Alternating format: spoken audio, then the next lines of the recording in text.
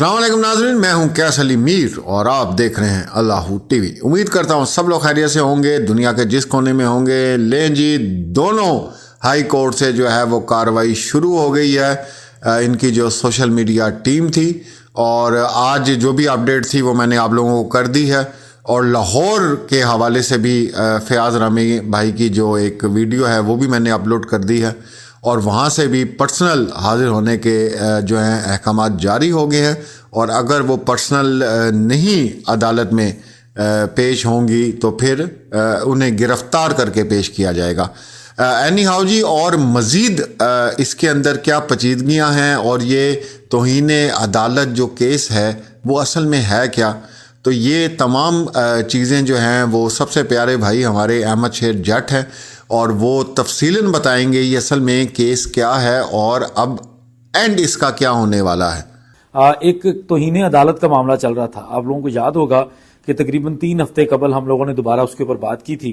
मेरे मद्दे मुकाबल वकील जो लाहौर के अंदर इस मामले में मुल्ज़मान की तरफ से वकालत कर रहे हैं, जो बच्ची की तरफ से भी कुछ खुद साख्ता मुकदमे दायर करते हैं और आप लोगों को नजर आते हैं डिफरेंट जगहों पर डिफरेंट तरह की स्टेटमेंट्स देते हुए। अली जाफरी एडवोकेट की मैं बात कर रहा हूँ, ये बिलखसूस अली जाफरी के खिलाफ थी। इसके अंदर जो मेन मुल्ज़म रखा गया था इस तौहीन अदालत के अंदर वो अली जाफरी एडवोकेट को रखा गया था, लेकिन साथ साथ जो जुनैरा माहम है उसको भी इसके अंदर मुल्ज़मा के तौर पे रखा गया था इस तौहीन अदालत के अंदर, और जो कराची के सहाफ़ी बिलाल है और उसके साथ साथ मुल्ज़म ज़हीर को भी। इन 4 लोगों को इस तौहीन अदालत के अंदर रखा गया था, बाकी लोगों को इसमें नहीं रखा गया था। ये वो तौहीन अदालत है जो आप लोगों को याद होगा कि लाहौर के अंदर एक प्रेस कॉन्फ्रेंस की गई थी इस मुल्ज़म ज़हीर के अहले खाना की तरफ से, इसकी भाभी, जिसके अंदर वो बच्ची की तस्वीरें लीक करने का मामला भी डिस्कस हुआ था। वहां पर हमें यह भी सुनने में आया था कि एक सहाफ़ी जो लाहौर से सहाफ़ी अहमद फराज ने यह भी शिकायत की थी कि मैं प्रेस कॉन्फ्रेंस के अंदर सवाल करने लगा तो मुझे सवाल नहीं करने दिया गया था। बड़े मनपसंद लोगों को सवालात उनके लिए गए थे, अदरवाइज जो है ना लोगों को रिस्पॉन्ड नहीं किया गया था। जो बंदा उनकी लाइन से हट के सवाल करता था उनका जवाब नहीं देते थे वो लोग। लेकिन वो जो प्रेस कॉन्फ्रेंस हुई थी उस प्रेस कॉन्फ्रेंस के अंदर एक सवाल किया गया था किसी की तरफ से कि जो 21 जुलाई का फैसला है जो इकबाल कल्होड़ो साहब ने बच्ची को कराची शिफ्ट करने का फैसला दिया है, जिसको ये लोग बज़ाहिर तो पहले अपनी जीत कह रहे थे लेकिन बाद में उसको मुतनाज़े कहना शुरू कर दिया था, जिस पर अली जाफरी एडवोकेट ने बड़े तज़हीक आमेज किस्म के लहजे में ये कहा था कि वो फैसला डिस्प्यूटेड है, मुतनाज़े है, हम उसको नहीं मानते। और उसके साथ साथ सिंध हाईकोर्ट के मामले में और सिंध के छोटी अदालतों के बारे में और सिंध के इदारों के बारे में इन लोगों ने ये कहा था कि सिंध में इंसाफ नहीं मिलता, सिंध की अदालतें इंसाफ नहीं करती। बेशुमार किस्म की जो स्टेटमेंट्स दी गई थी उन अदालती हमारे जो अदालतें हैं सिंध की उनके मुतल्लिक और अदालत जो इदारे हैं सिंध के इदारे हैं उनके मुतल्लिक कुछ ऐसी स्टेटमेंट्स दी गई थी जिनकी बेस पर एक तौहीन अदालत जुडिशियल कंटेम्प्ट, जिसमें आप डायरेक्टली अदालत की कंटेम्प्ट करते हैं। आप लोगों को याद होगा कि कुछ ही अरसा कबल साबिक वज़ीर आज़म इमरान खान के मुतल्लिक भी इस तरह की एक तौहीन अदालत प्रोसेस की गई थी। उस तौहीन अदालत के अंदर इमरान खान ने एक खातून जज के बारे में सिर्फ ये कहा था कि उसका नाम लेकर के तुमने सही फैसला नहीं किया, जिस पर उनको तौहीन अदालत का सामना करना पड़ा था और उसी जज साहबा की अदालत में जाकर माफी मांगने के बाद ही उनकी जान छूटी थी। ये एग्जैक्टली सिंध हाईकोर्ट के जज साहब की और बाकी जो मातहत अदलिया है उन तमाम की तौहीन करने वाला जो तज़हीक अमेज किस्म की गुफ्तगू की गई उससे मुतल्लिक एक जुडिशियल कंटेम्प्ट फाइल की गई थी। अब चूंकि वो जुडिशियल कंटेम्प्ट इकबाल कल्होड़ो साहब के मामले में ही फाइल की गई थी, तो इकबाल कल्होड़ो साहब के पास जब पहली दफा वो लगी तो उन्होंने ये मामला चीफ जस्टिस सिंध हाईकोर्ट को भिजवा दिया था। उन्होंने कहा था कि मैं अगर जाती तौर पर इसके ऊपर कोई स्टेटमेंट दूंगा या कोई रिमार्क्स दूंगा तो शायद ये लगेगा कि मैं जाती तौहीन के लिए बदला ले रहा हूं, इसलिए मैं चाहता हूं कि ऑनरेबल चीफ जस्टिस डिसाइड करें कि ये किसके पास होना चाहिए, या खुद सुन लें या किसी और को भेज दें। लेकिन तौहीन अदालत के लिए ये भी एक असूल होता है कि जिस अदालत का मामला होता है अगर वो बेंच खुद वहां पर मौजूद है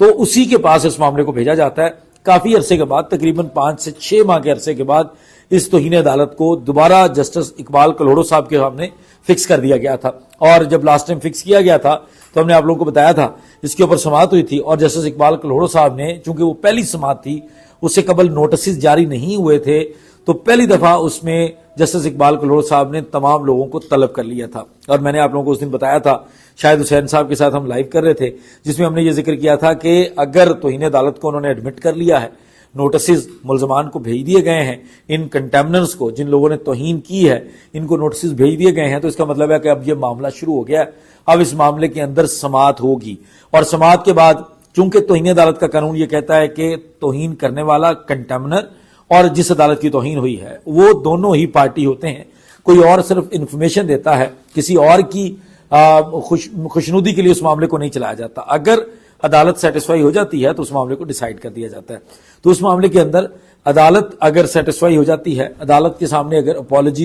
اپالوجی کیا جاتا ہے، اپالوجی دی جاتی ہے، اپالوجائز کیا جاتا ہے عدالت سے، عدالت کے سامنے پراپر معافی نامہ انکنڈیشنل اپالوجی رکھی جاتی ہے تو عدالت اس معاملے کو نمٹا دیتی ہے. نارملی ہماری توہین عدالت کی جتنی بھی پروسیڈنگز ہوتی ہیں ہمارے سسٹم کے اندر، وہاں پر اگر عدالت سے معافی مانگ لی جائے تو وہ معاف کر دیتی ہے. اور اس سے قبل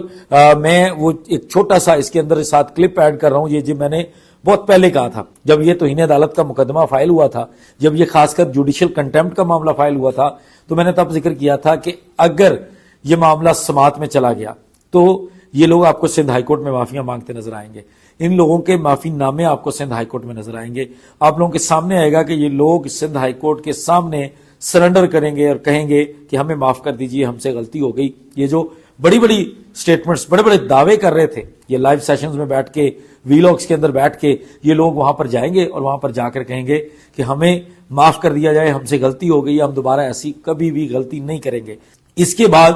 اب وہ ٹائم آ گیا ہے جب ان لوگوں کو طلب کیا گیا ہے. جو تازہ ترین اطلاعات ہیں اس کے مطابق جو نوٹسز ہیں، کیونکہ جو اس میں ایک کنٹیمنر زنیرہ ہے، زنیرہ نے اپنا ایڈریس کئی جگہوں پر علی جعفری ایڈوکیٹ کے دفتر کو بھی ظاہر کیا ہوا ہے، اس لیے ان کے دفتر کا ایڈریس بھی دیا گیا ہے اس کے ایڈریس کے لیے، اور اس کے اپنے گھر کا بھی جو ایڈریس ہے وہ بھی دیا گیا ہے. اس کے ساتھ ساتھ علی جعفری ایڈوکیٹ کے دفتر کا ایڈریس ہے، ظہیر کے گھر کا ہے جو وہ فرضی سے کئی طرح کے گھر بدل چکا ہے، اور اس طرح بلال جو صحافی کراچی کا، اس کے بھی گھر کا ایڈریس ہے. آئی ڈونٹ نو وہ اس کا گھر ہے بھی یا نہیں، لیکن یہ ان کا ایک یہ ساری چیزوں کو دی گئی تھی. اب جو تازہ ترین اطلاعات ہیں اس کے مطابق جو توہین عدالت کا نوٹس ہے وہ پنجاب پہنچ چکا تھا، لاہور کے اندر آ چکا تھا. لاہور کی عدالت کے ذریعے اس نے سرو ہونا ہوتا ہے. جب ایک صوبے سے دوسرے صوبے نوٹس جاتے ہیں، ایک ضلع سے دوسرے ضلع میں بھی جاتے ہیں تو پروسیجر تھوڑا ڈفرنٹ ہو جاتا ہے، ڈائریکٹلی نہیں بھیجا جاتا. اسی طرح جب ایک صوبے سے دوسری صوبے میں بھیجا جاتا ہے تو سندھ ہائی کورٹ نے ڈسٹرکٹ جج لاہور کے پاس بھیجا. یہاں پہ ایک جو ناظر برانچ ہوتی ہے ان کے پاس یہ ٹاسک آتا ہے، ان کا بیلف جاتا ہے اور جا کر نوٹسز کو ریسیو کرواتا ہے. اس نوٹس کو باقاعدہ طور پر علی جعفری ایڈوکیٹ کے دفتر میں ریسیو کروا دیا گیا ہے. امجد نامی شخص ہیں جنہوں نے ریسیونگ دی ہے، اور زنیرہ اور علی جعفری کی حد تک یہ نوٹسز جو ہیں وہ ریسیو کر لیے جا چکے ہیں. کہ وہ معافی نامہ جو اگر جمع کروایا جائے گا تو وہ بھی کیٹیگوریکلی وہی معافی نامہ بھی آپ عوام تک ضرور پہنچائیں گے. دوسری طرف جو ٹرائل کورٹ کے اندر معاملات چل رہے تھے، جس کے اندر ملزمہ نور منیر کی ضمانت کا معاملہ تھا، ملزمان نکاح خان تھا اور گواہ تھا اصغر علی اور غلام مصطفیٰ، ان کی بریت کی اپلیکیشنز تھیں، اس پر بھی آج سماعت ہونی تھی. لیکن آج جج الیاس میمن صاحب جو ہیں وہ ان کی طبیعت ناساز ہونے کی وجہ سے انہوں نے آج چھٹی کر لی، جس کی وجہ سے اس کے اوپر آج سماعت نہیں ہو سکی. کچھ لوگ کہہ رہے تھے وہ شاید معاملات کو یکجا کر دیا گیا، تو معاملات کو یکجا کوئی آرڈر کے ذریعے نہیں کیا گیا، بلکہ اب یہ معاملے کو بھی جو ٹرائل کورٹ کے اندر دوسرا معاملہ فکس ہے جو فرد جرم عائد کرنے کے لیے 27 فروری کے لیے ہے، اس معاملے کو بھی 27 فروری تک ایڈجرن کر دیا گیا ہے جج صاحب کی نان اویلیبلٹی کی وجہ سے. رپورٹرلی جج صاحب بیمار تھے جس کی وجہ سے وہ آج عدالت کو اٹینڈ نہیں کر سکے. اس میں بھی فردر جو ڈیولپمنٹ ہوگی وہ بھی آپ کے سامنے رکھیں گے. اس کے ساتھ ساتھ جو مہدی کاظمی کا تضحیک امیز گفتگو والا مقدمہ تھا، جو ڈیفامیشن کا سوٹ تھا، 15 کروڑ کے ہرجانے کا کیس تھا، وہ بھی جیسے ہی اس کی دوبارہ سماعت ہوگی اس کے اوپر بھی ہم آپ لوگوں کو ضرور اپڈیٹ کریں گے. 18 فروری کو لاہور کے اندر بھی سماعت ہے، اس کے معاملے میں بھی ہم آپ کو اپڈیٹ کریں گے. تب تک اجازت دیجیے، بہت شکریہ، السلام علیکم.